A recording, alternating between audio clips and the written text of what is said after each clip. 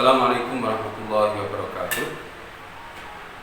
Alhamdulillahirabbil alamin.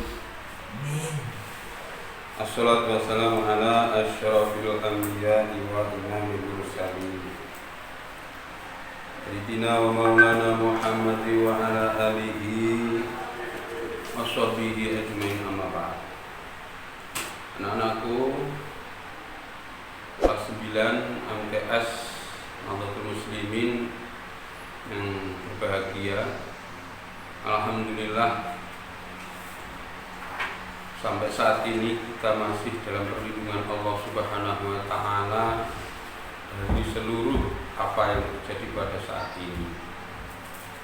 Maka dari itu pada kesempatan kali ini kita patut bersyukur kepada Allah dengan mengucapkan alhamdulillahirabbil alamin.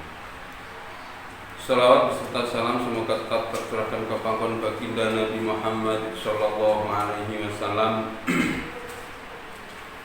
yang kita nantikan syafaatnya besok di yaumul qiyamah. Anak-anakku yang saya sayangi, kelas 9 MTS Nahdlatul Muslimin ini pada kesempatan kali ini yaitu pelajaran fikih pada semester genap ini.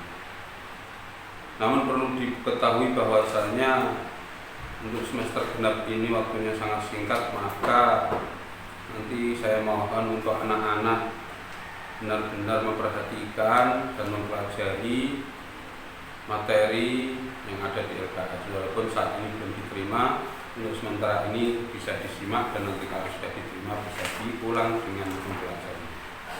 Baik, untuk mempersingkat waktu, pada bab pertama ini adalah tentang hutang piutang, gade dan hewan.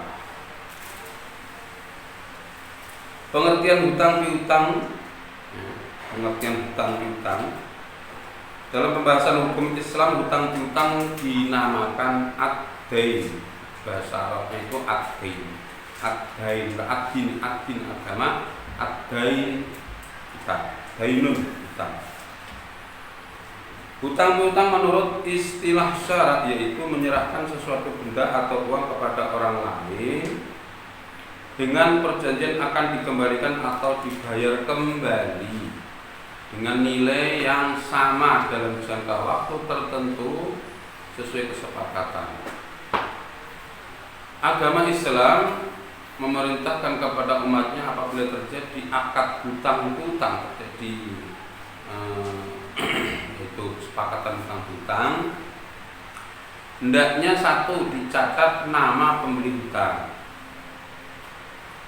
dua pemberi hutang itu pemberi hutang si A, nama, kemudian yang dicatat lagi adalah nama orang yang berhutang. Orang yang berhutang. C. Jenis barang. D. Tanggal terjadi transaksi. Akad itu transaksi. E. Tanggal pengembalian. F. Alamat yang berhutang. Hal tersebut termaktub atau didalilkan di dalam Al-Quran, ada dalilnya yaitu Bismillahirrahmanirrahim. Ya ayyuhalladzina amanu idza tadayantum bidainin ila ajalin musamman faktubu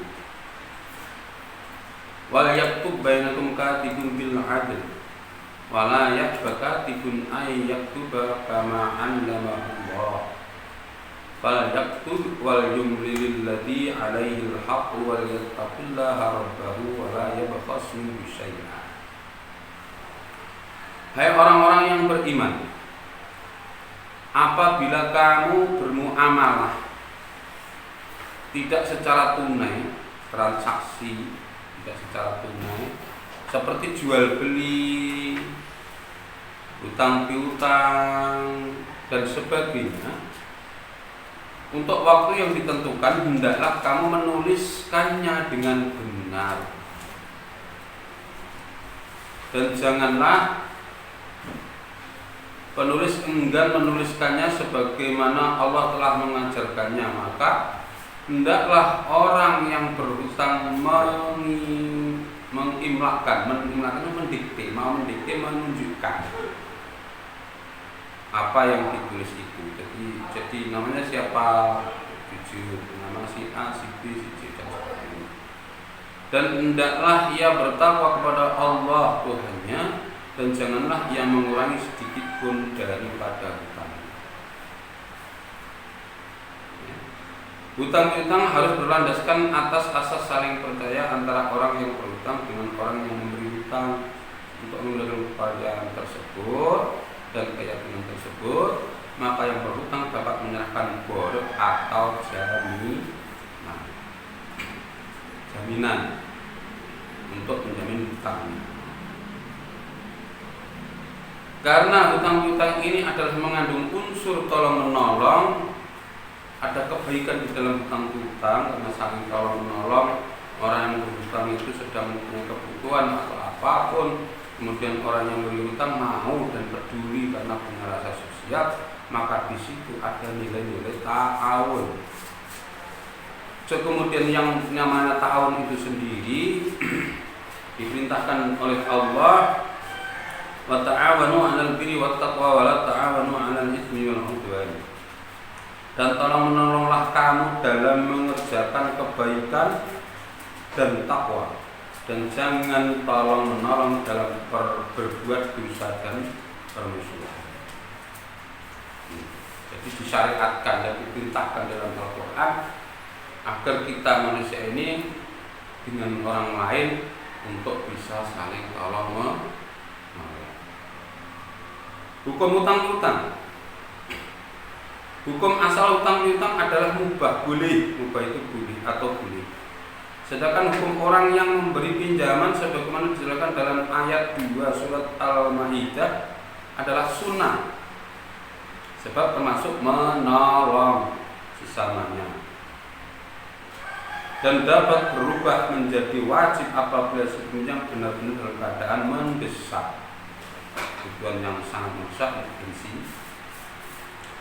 Contoh, hutang beras atau makanan pokok bagi orang yang kelaparan itu wajib dikasih. Jadi yang memberi, kalau hukum asalnya adalah sunnah, maka untuk kali ini wajib memberikan karena yang berhutang memang membutuhkan sekali untuk kebutuhan makan karena kelaparan, hutang makanan pokok. B. Hutang untuk biaya pengobatan yang emergensi yang sangat mendesak, harus ditolong. Kalau tidak ditolong, maka akan terjadi sesuatu yang berbahaya itu, maka meminjamkan itu hukumnya wajib. Dalam sebuah hadis diterangkan Ani bin Mas'udin anna Nabiy sallallahu alaihi wasallam qala, "Ma min muslimin yuqridu musliman qardan marratayn illa kana kasadaqa biha marrah." Rawahu Ibnu Majah. Dari Ibnu Mas'ud radhiyallahu anhu, sesungguhnya Nabi SAW telah bersabda, seseorang muslim yang memberi pinjaman kepada seorang muslim 2 kali, ngutangi pisan, utang neh penting neh diutangi lagi, maka seolah-olah dia telah bersedekah kepadanya 1 kali. Walaupun memang semuanya tercatat utang, tapi Allah memberikan pahala sebagaimana dia bersedekah sebanyak utangnya yang sekali. Contohnya utang 1 juta, kemudian sudah dikembalikan, ada kebutuhan lagi, utang 1 juta dikasih utangan lagi, maka Allah memberikan kebaikan tersebut pahala sesuai jumlah 1 juta. Contohnya seperti itu. Kemudian dalam hutang piutang tidak dibenarkan, tidak ada hal yang tidak diperbolehkan, memberikan syarat dalam pengembalian hutang dengan tambahan. Waktu menghasilkan hutang tidak boleh memberikan syarat apapun di depannya. Contohnya, saya hutang ini 2 juta, maunya nanti tolong dikembalikan 2.100.000. Itu tidak boleh, karena tambahan tersebut kan disyaratkan di depan dinamakan riba. 2 juta ya 2 juta, kecuali tidak disyaratkan di depan kemudian yang berhutang itu merasa berterima kasih dan memberikan rasa terima kasih, tidak apa-apa. Tapi kalau ada perjanjian dan disyaratkan di depan, maka itu termasuk riba. Ya. Kalau memberikan barang, rasa terima kasih, apa itu termasuk tidak apa-apa. Fa inna khairakum ahsanukum qada'an. Maka sesungguhnya sebaik-baik kamu ialah orang yang sebaik-baiknya pada waktu membayar hutang. Jadi maksud daripada sebaik-baiknya itu, ya contoh dulu Nabi pernah berhutang kambing yang agak kurus dan dikembalikan agak gemuk, tapi tidak ada syarat di depan. Diterangkan di dalam hadis riwayat Bukhari an Abi Hurairah radhiyallahu anhu qala istaqrada Rasulullah sallallahu alaihi wasallam sinan fa'tahu sinan khairan min sinihi ya rukum ahasinukum qada'an rawahu Tirmidzi.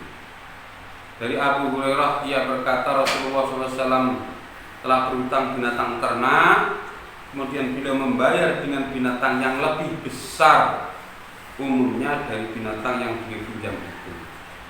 Dan Rasulullah bersabda, orang yang paling baik di antara kamu adalah orang yang dapat membayar hutangnya dengan yang lebih baik. Artinya tidak ada syarat di depan, namun karena sangat terima kasihnya maka dikasih yang lebih baik. Itu tidak apa-apa.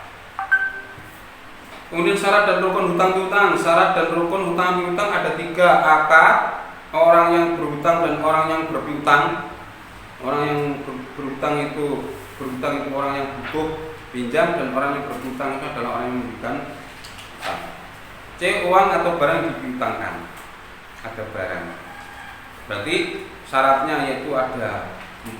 Berarti kalau di sini ada 3 ya bisa diringkas, kalau dirinci lagi ada 4. Tapi di sini disebutkan ketiga, yaitu 1 akad, ijab qabul, akad itu transaksi. Yang kedua adalah orang yang istilah orang yang punya uang dan orang yang butuh uang. Orang yang punya barang atau orang yang butuh barang. Orang yang memberikan hutang dan orang yang butuh hutang. C. Ada uang atau ada barang. 3. Penambahan jumlah nilai pengembalian hutang. Jika penghutang memberikan jumlah yang lebih besar dalam pembayaran hutang, maka tidak dosa bagi orang yang berhutang untuk menerimanya. Sebagaimana dijelaskan dalam sebuah hadis an Abi Hurairah radhiyallahu anhu qala istaqrada Rasulullah alaihi wasallam sinan fa atau sinan khairan min sini. Wa qala khiyarukum ahasinukum qada'an. Namun jika tambahan itu adalah syarat yang disyaratkan di depan, maka itu tidak boleh. Dicatat perjanjian suatu akad maka haram itu tidak boleh.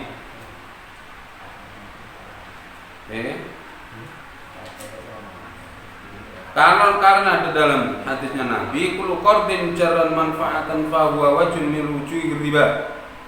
Tiap hutang piutang yang mengambil manfaat dengan menetapkan tambahan pembayaran adalah salah satu dari bentuk riba. Ketentuan hutang piutang. A. Hutang piutang sangat dianjurkan untuk ditulis dan dipersaksikan walaupun tidak wajib. 2. Pemberi hutang tidak boleh mengambil keuntungan atau manfaat dari orang yang berhutang. Jika ini terjadi termasuk kategori riba, tidak boleh. C. Melunasi hutang dengan cara yang baik dan tidak menyakitkan. Ini sudah disyariatkan tadi, diberikan pelajaran oleh Nabi. D. Berhutang dengan niat baik dan akan melunasinya. E. Tidak berhutang kecuali dalam keadaan darurat atau mendesak. F. Jika terjadi ketenangan karena kesulitan uang, hendaknya orang yang berhutang memberitahu kepada orang yang memberikan hutang. Jangan menengahi gablek, wis tua gablek, itu tidak boleh. Tapi kasih tahu, mohon maaf, minta maaf untuk kali ini belum bisa mengerti seperti ini. Memberikan tenggang waktu kepada orang yang sedang kesulitan dalam melunasi hutangnya. Oke, dikasih waktulah. Adab hutang-hutang, seorang yang memberi hutang tidak mengambil keuntungan dari apa yang dihutangkan. 2. Menulis perjanjian secara tertulis. disertai saksi yang dapat dipercaya. 3. Seorang yang berhutang harus berniat dengan sungguh-sungguh untuk mengembalikan hutangnya. C. Berhutang pada orang yang berpenghasilan halal. Kalau rentenir. 5. Berhutang dalam keadaan darurat. Tidak boleh, pokoknya tidak punya kebutuhan apa-apa, yang penting jajan, pengen senang-senang malah hutang. Ya. 6. Tidak boleh melakukan hutang-hutang disertakan dengan jual beli. 7. Jika ada keterlambatan dalam pengembalian hutang-hutang, maka segera memberitahukan kepada orang yang memberikan hutang dengan baik.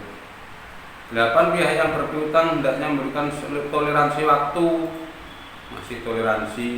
9. Menggunakan uang hasil berhutang dengan benar, berterima kasih kepada orang yang berhutang. Itu adalah adab hutang-hutang. Kalau ini semuanya dilakukan, maka insya Allah terjadi di dunia ini akan terjadi, walaupun terjadi hutang-hutang, akan enak, damai, sejahtera. Memperlambat hutang tidak boleh. Ya, termasuk dolim, kerja dolim. Hikmah hutang piutang bagi orang yang berpiutang antara lain menambah rasa syukur pada Allah atas karunia berupa kelapangan rezeki. 2. Memupuk sikap peduli dan empati terhadap orang yang membutuhkan, rasa sosial yang tinggi. 3. Menunjukkan rasa solidaritas terhadap sesama manusia atau kepedulian.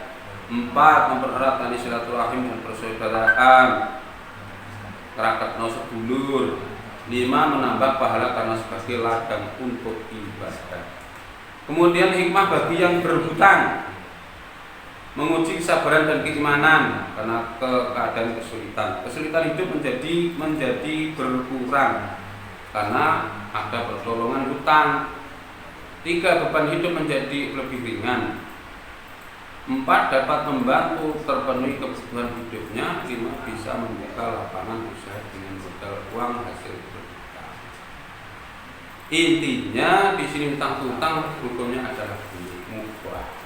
Bisa menjadi sunnah karena menolong orang lain, dan bisa menjadikan wajib karena dalam keadaan beransur.